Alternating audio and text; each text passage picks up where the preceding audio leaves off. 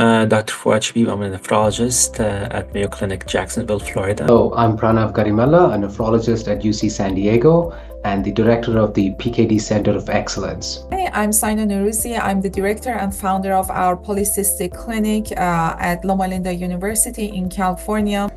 I'm Dr. Neera Dal. I'm a professor of medicine at Mayo Clinic in Rochester.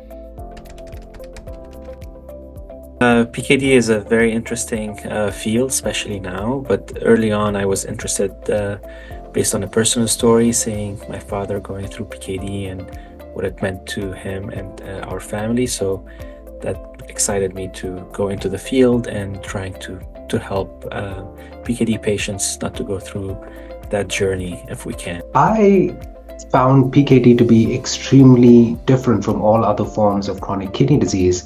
The spectrum of non-kidney involvement, the physical symptoms, the mental symptoms, the experiences that the patients bring already when they come to see me, having seen their family members go through it, and the fact that despite it being the most common inherited genetic cause of kidney failure, we still didn't have any treatments for it back when I got into training, all made me feel that this was an area that I would like to be involved with and try and provide education, training, and clinical care to these patients. I think there is a lot of unmet needs regarding the treatment and approach to our patients with polycystic kidney disease. Polycystic kidney disease is not just a disease that is affecting the kidneys, and we should think about other symptoms, the extrarenal symptoms, the implications of being diagnosed with PKD. The interest really came from the patients. Actually, I have a background in genetics and a background in another kind of rare disease, a lysosomal storage disease.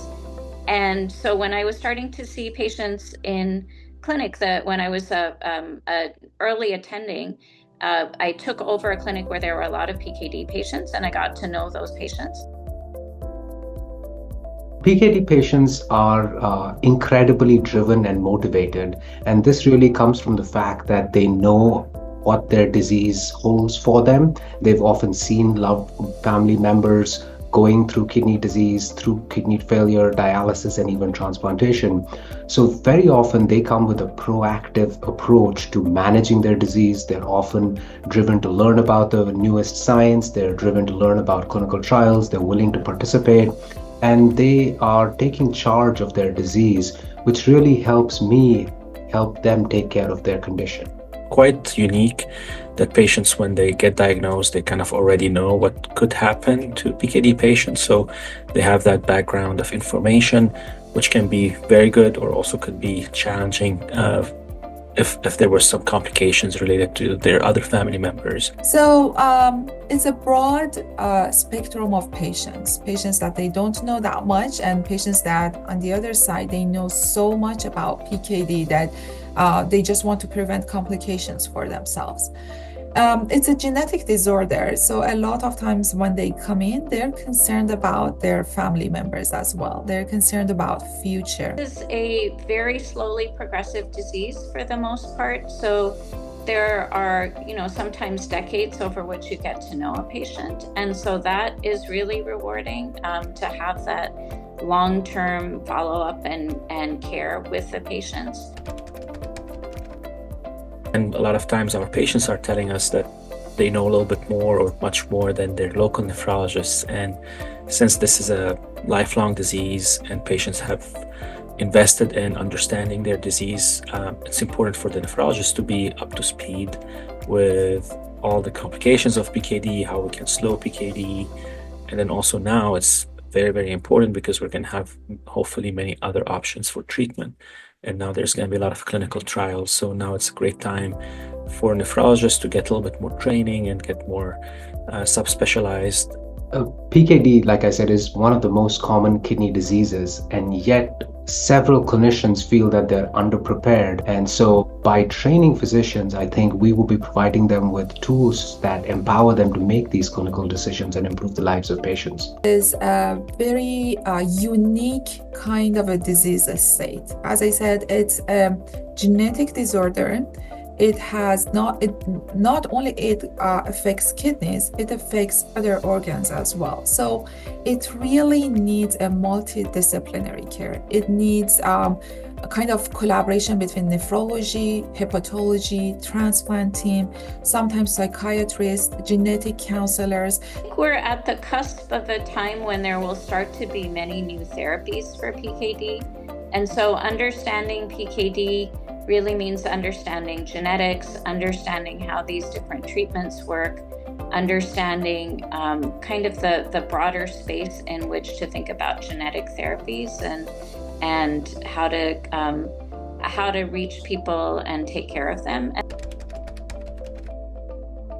So the goal is to excite our junior nephrologists or any nephrologist around the world to be excited about PKD, to learn more from A to Z. So then they will feel much more comfortable taking care of these patients, and not only much more comfortable, but also try to become all as a group collectively improve the care of PKD. Hopefully try to build global registries and build a research group together in collaboration and a collaborative group.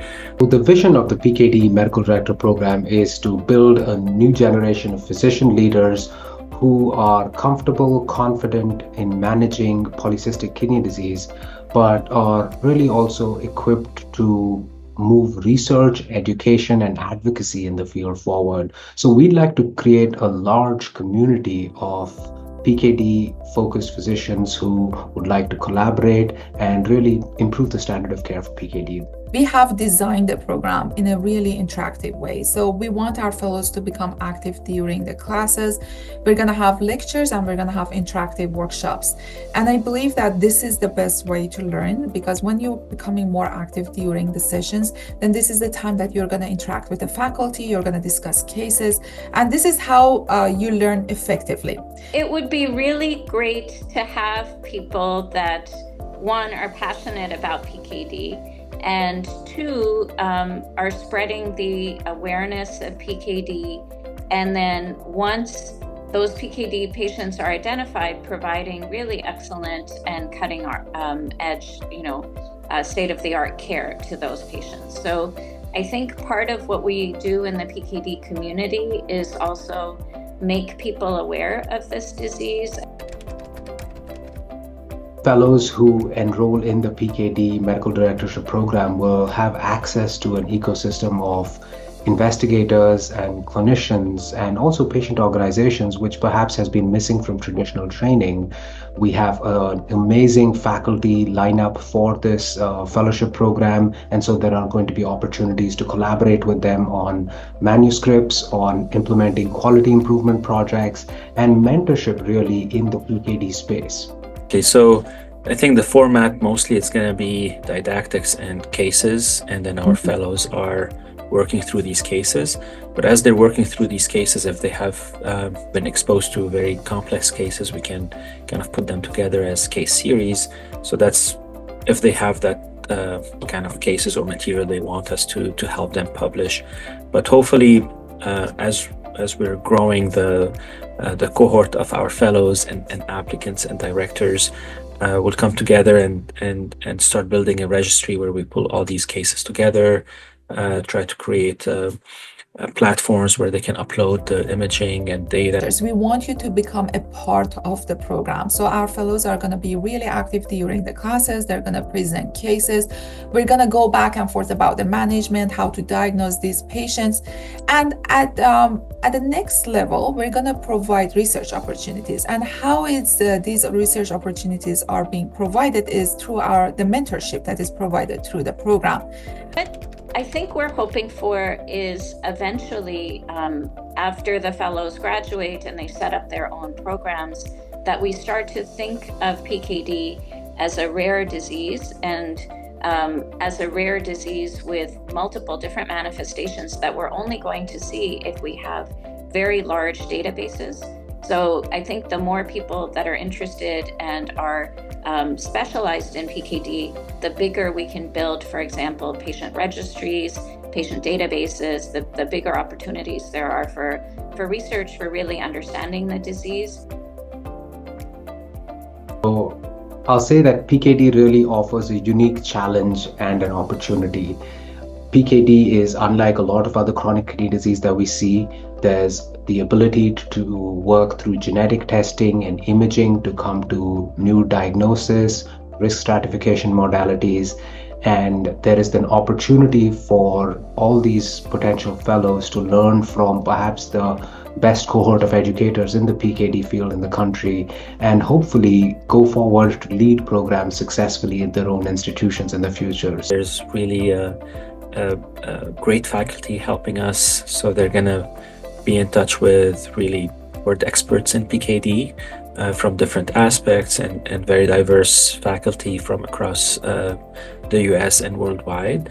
And hopefully also that faculty grows with us. Also the applicants, we expect that they become instructors and faculty for the following years. I think there's going to be great collegial and a kind of a group effort, and hopefully we'll start meeting in national meetings, international meetings, and develop that collegial and that collegiality and friendship, so we can grow the PKD space. Just apply. Sometimes you go back and forth and say that maybe my CV is not good enough, or maybe I'm not ready to take that course. Maybe I should work on my knowledge before joining this program. And I can tell you that there is no perfect timing to actually apply for that course, to actually do something new. And if you are interested in PKD, this is an exciting time to join this training program.